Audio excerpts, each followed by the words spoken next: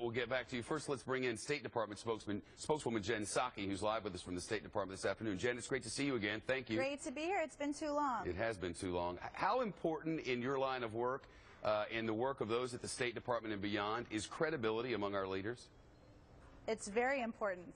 What happens when our leaders say something like, a red line is crossed and that'll be a game changer, and yet the red line was established as crossed by you from that building in June, and now it appears, at least on the early thinking, it's been crossed again, and the United States has effectively done nothing? What does that do to our leaders' credibility? Well, let's be clear on the actual events that have happened.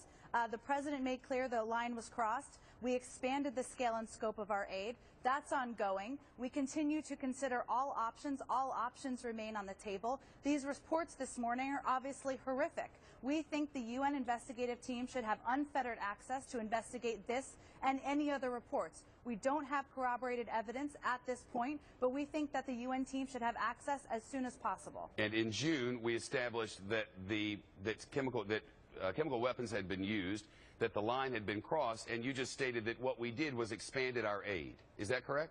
We expanded the scale and scope of our aid. So that is correct. So is that what the President meant when he said it would be a game changer, that we would send more aid? Is that what the rest of the world should think, and does that help the credibility of our leaders? Aid has many meetings. I'm not going into the details of that here, but we have remained in close touch with General Idris, with the SMC. We remain in touch with them about what their needs are on the ground. We're working with counterparts around the world on how we can best strengthen and assist the moderate opposition on the ground. Those are all efforts that are ongoing, but it's important to note that all options, barring boots on the ground, remain on the table.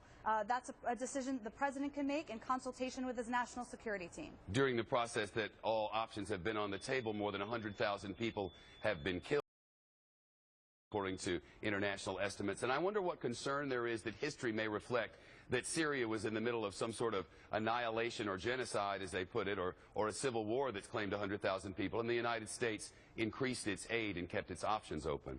Well, that's simply not an accurate depiction of what's happened.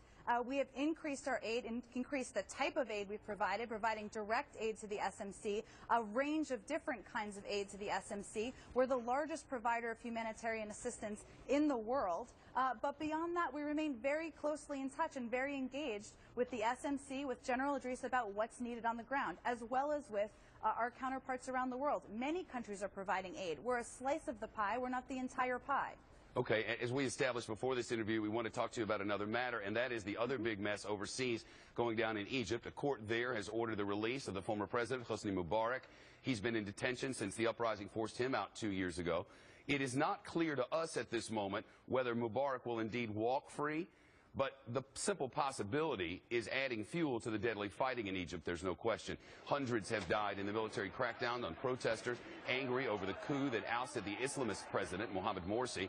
The White House has refused to call it a coup, though it is a coup. It's a legal definition that would force the United States to cut off more than $1 billion in aid. Back to Ed Henry at the White House. This matter's under review?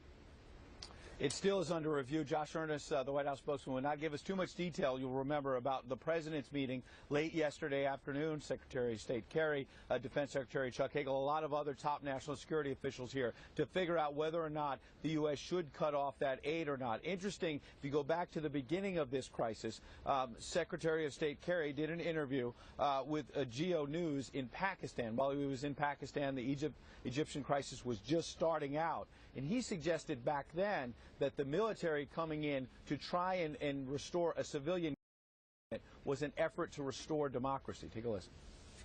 The military did not take over, to the best of our judgment so far, to run the country. There's a civilian government. In effect, they were restoring democracy. Now, obviously, in recent days and weeks, we have not seen the Egyptian military move back towards democracy. That's been a frustration of the White House, and now there's even more pressure from Republicans to cut off this aid. Republican Senator Pat Toomey, who just a few months ago voted against stopping aid to Egypt, has now flipped and said he wants to see an end to this aid, saying, quote, "We should stop giving foreign aid to Egypt and its military unless the country moves toward an inclusive democratic system. American taxpayers should not contribute to a military that slaughters civilians in the street." Though, of course, this week we've heard from some top Obama officials, including Defense Secretary Hagel, in saying that they believe they have limited options to deal with this crisis, Shep. Ed, thanks. Jen Psaki with us from the State Department again, and that is a frustrating matter, I know, for all involved. But back to the matter of credibility, we know this is a coup. It's a coup by any definition. The White House spokesman said yesterday that they weren't going to be calling it. It did not behoove us to use that definition, but the definition exists. And again, when our rules are that we cut off aid to countries that have been involved in a coup d'etat, where the duly elected government has been overthrown by the military, and then we just choose not to call it that, again, how much of a strike on our credibility around the world?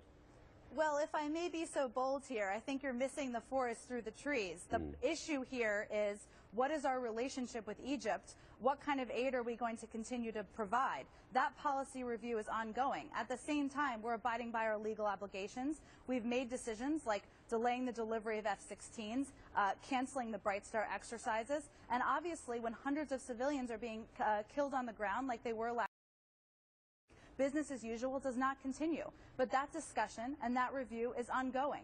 And that's a discussion the President and the National Security Team are having. Do you think that to those around the world we might look a little silly for trying to redefine a word? No, I think people around the world will understand that in a situation where the United States cannot determine the future of Egypt, that's up to the Egyptian people to determine, that we can't take sides and we shouldn't take sides, and we haven't taken sides. We're abiding by our legal obligations as it relates to aid and, of course, any other issue. But at the same time, we want to do everything possible to give the Egyptian people the best path to a sustainable democracy. And that's one of the reasons why we decided we were not going to make a determination. Understood. And it's a complicated matter. But it certainly is. Yes, but to suggest that we haven't taken sides when we've given the military, which overthrew the duly elected president, a $1.3 to $5 billion, do you think it's fair to suggest that we haven't taken sides? Well, factually, actually, we've obligated that money, the $650 million that has gone and been sent to Egypt, as it was scheduled to go this spring. There's 585 left. That's unobligated. But we provide aid. We've had a decades-long relationship with Egypt. We're certainly deciding and reviewing what should happen moving forward. But that aid is something that has a number of strategic purposes and reasons that has a long history to it. I for one, as an aside, don't think it's very fair that you're put in this position. And I wonder how difficult it is when administrations decide to change the definition of words and say that they're not taking sides when obviously they are, for a spokesperson who's put out to talk about it before the world. I don't find it difficult at all. I think the issue is complicated on the ground. It's up to the Egyptian people. We have our eye on the end goal here, which is